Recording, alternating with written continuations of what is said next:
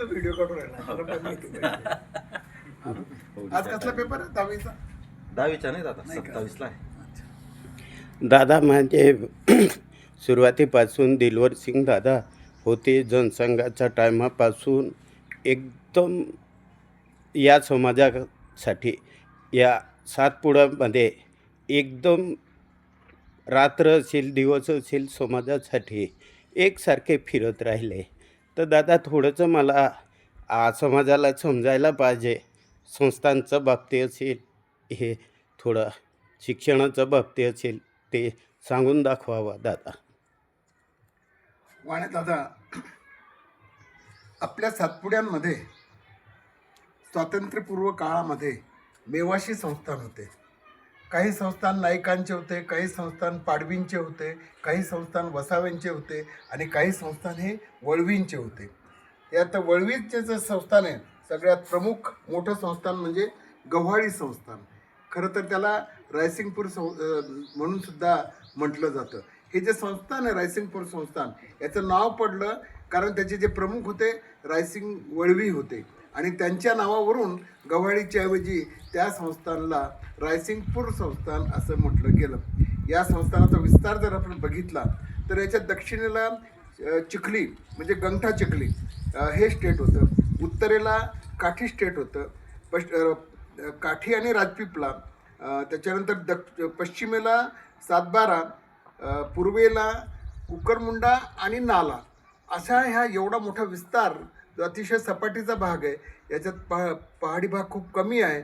पण असं हे संस्थान होतं ज्या संस्थानामध्ये शेती मोठ्या प्रमाणात होती आणि जंगलसुद्धा बऱ्यापैकी होतं. त्या काळी जेव्हा संस्थानाची निर्मिती झाली तेव्हा या संस्थानाची लोकसंख्या ही 500पर्यंत होती आणि इथलं उत्पन्न जे होतं हे त्या संस्थानात उत्पन्न सगळं महसूल वगैरे धरून 22,000 रुपये हे येत होतं.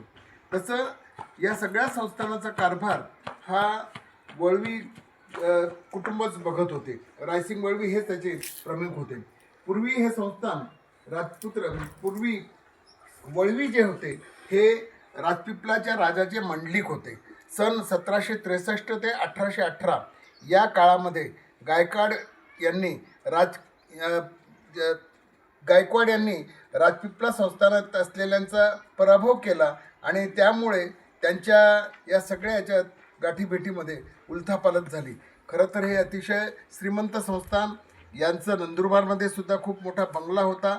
आज त्यांना म्हणजे गव्हाळीचे प्रमुख, त्याच्यानंतर काल्या वळवी झालेत हे, त्याच्यानंतर हे काळ्या वळवी हे पाच्या वळवीचे चिरंजीव. हे घराणे खूप पराक्रमी व वार्षिक उत्पन्न यांचं 1 लाख रुपयाच्या वर असतं. नंदुरबारला त्यांचा एक सुंदर असा बंगला होता, त्यांच्याजवळ हत्ती होता, त्यांच्याजवळ सवारी होती. मात्र राजवाटीच्या उलथापालथीनंतर या घराण्याचे खूप नुकसान झाले. सातबाऱ्याच्या राजाने विश्वासघाताने यांना ठार केलं आणि 1818ला संस्थानाचा प्रमुख नाना वळवी या संस्थानाचे प्रमुख झाले. त्यानंतर त्यांचा मुलगा काट्या, स्वरूपसिंग रामजी, करणसिंग हे संस्थानिक होऊन गेलेत. करणसिंग हे या संस्थानाचे शेवटचे संस्थानिक होते. त्यांना 2 मुली होत्या. वारसदार नसल्याने इंग्रजांनी हे संस्थान बरखास्त केलं. दादा तुमचं दिलवर सिंग दादांबरोबर किती वर्षे जवळ राहून म्हणजे कार्य केलं? दादा, मी दिलवरसिंग दादांबरोबर 1973 पासून होतो त्यांच्या मृत्यूपर्यंत. सतत मी त्यांच्याबरोबर होतो. अगदी त्यांची सावली म्हणून, त्यांचा लहान भाऊ म्हणून मी त्यांच्याबरोबर फिरलो आहे. खरं तर ते माझे राजकीय गुरुच आहेत. या पहाडामध्ये आणणारे दिलवरसिंग दादाच आहेत. त्यांच्यामुळेच मला सातपुडा दिसला, त्यांच्यामुळेच मला आदिवासी समजला, त्यांच्यामुळेच मला या भागाच्या समस्या समजल्यात आणि त्यांच्याचमुळे या भागाच्या समस्या कशा सोडवाव्यात याची सुद्धा जाण त्यांच्याचमुळे आली. सुरुवाती एक ही रस्ता होता, फारीसवाले आडवाडवे करत होते आणि हे रस्ते कसं पद्धतीने म्हणजे हे रस्त्याचं सुरुवात केलं मग दादा तुम्ही? सुरुवातीला खरं तर 1980च्या आधी आपलं हे संस्थान 1975ला काठी संस्थान जे होतं हे 75ला वनजमिनी यांच्या केंद्र सरकारने ताब्यात घेतले. इंदिराजींचं सरकार होतं, त्यांनी सगळ्या जमिनी त्यांच्या ताब्यात घेतल्या. त्याच्या आधी मात्र संस्थानिकच मालक होते. आणि तेव्हा रस्ते कसे काढायचे, कुठे काढायचे, त्याच्यानंतर जमिनी कोणाच्या असायच्या, कोण मालक राहील, त्यांना वाटेल त्यांना ज्यांच्यावर मर्जी असेल त्यांना सुद्धा ते देत होते. आणि अशा पद्धतीने तो संस्थानिकांचा कारभार चालत होता. पण रस्ते मात्र जिथे जिथे वस्त्या आहेत तिथे तिथं लोक स्वतःच करत होते. आणि तोडद्या तालुक्यातलं बारगडचे आई तुमचं गुरु होते, ते त्यांनी मार्गदर्शन काय काय केलं मग दादा? बारगडमध्ये कोणी गुरु नव्हते बारगड वगैरे, ते त्याचे आई संस्थानिक आहेत. हां. बारगळांशी आमचा संबंध म्हणजे त्या काळी खूप उशिरा आला. दादांमुळे बारगळांचा संबंध आला. बारगळ हे संस्थानिक होते. खरं म्हणजे त्या काळामध्ये जेव्हा 1818च्या आधी पेशवे आणि शिंदे, गायकवाड आणि शिंदे अशी आपापसात जेव्हा भांडणं व्हायचीत ना, त्याच्यात गायकवाडांना सुद्धा त्यावेळेला मध्ये येऊ दिलं नाही. पण नंतर त्यांचा पाडाव ब्रिटिशांनी केला.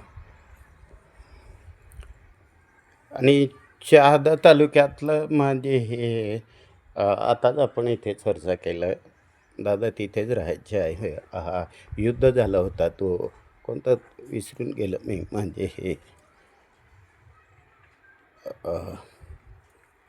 पुस्तकेनं असं तयार केलेलं आहे तो रावला पाणीचं. रावलापणे तळोदे तालुक्यात आहे दादा. अच्छा. आणि तिथं ब्रिटिशांनी खूप मोठा संघर्ष केला. तिथं आदिवासींना ब्रिटिशांनी घेरून मारलं.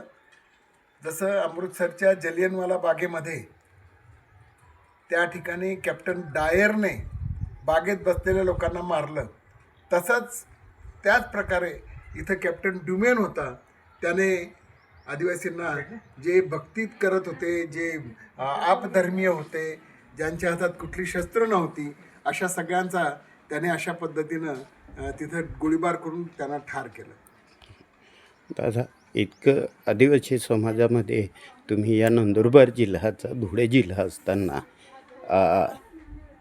इतकं रात्रदिवस तुम्ही म्हणजे फिरून कार्य केलेलं आहे.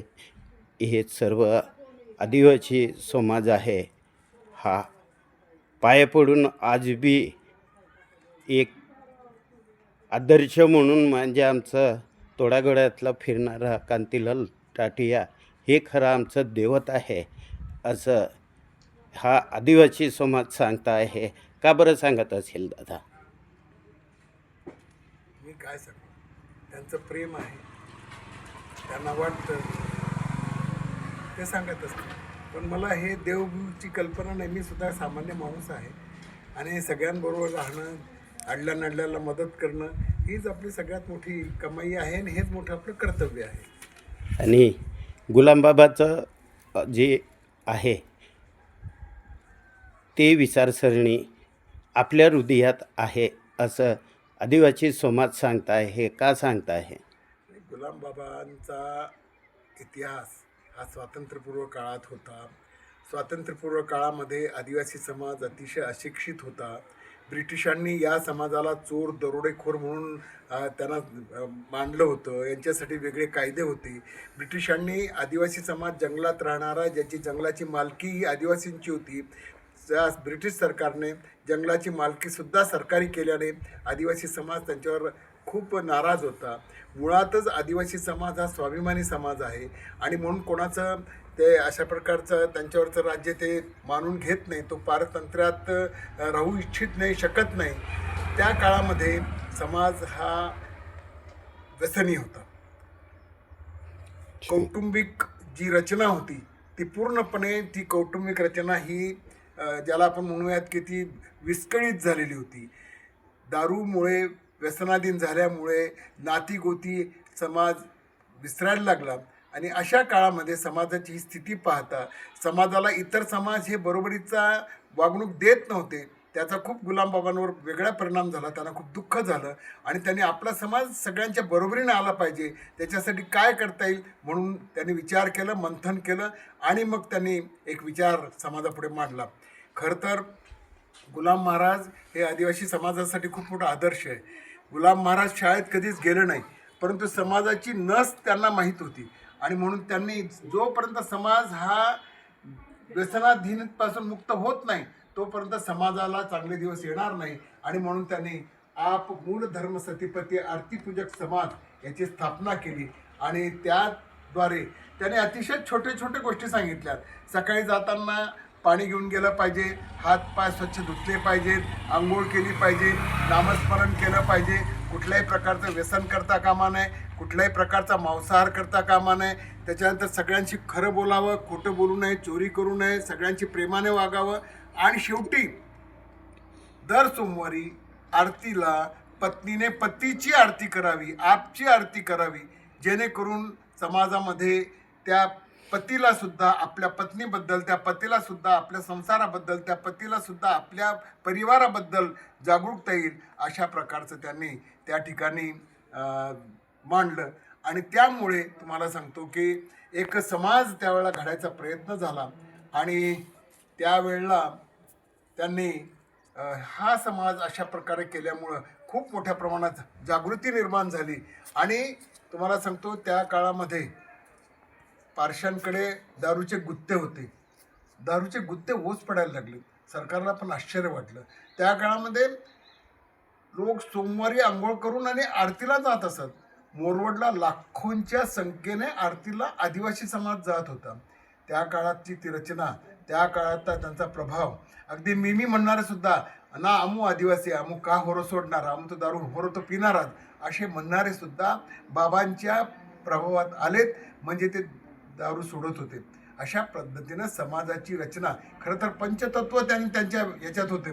पहिलं तर स्वच्छता, दुसरं आरोग्य, तिसरं संघटन, चौथं शिक्षण आणि पाचवं श्रद्धा. या 5 तत्वावर त्यांचा हा सगळा गाडा, 5 तत्वावर त्यांनी उभारलेला सगळा त्यांचा आप समाज. आणि त्यामुळे ती जागृती, आणि त्यामुळे समाजात एक वेगळं वातावरण तयार झालं.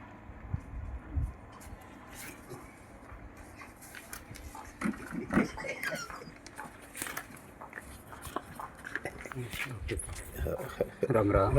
हे हे हे येर बाबजी. हो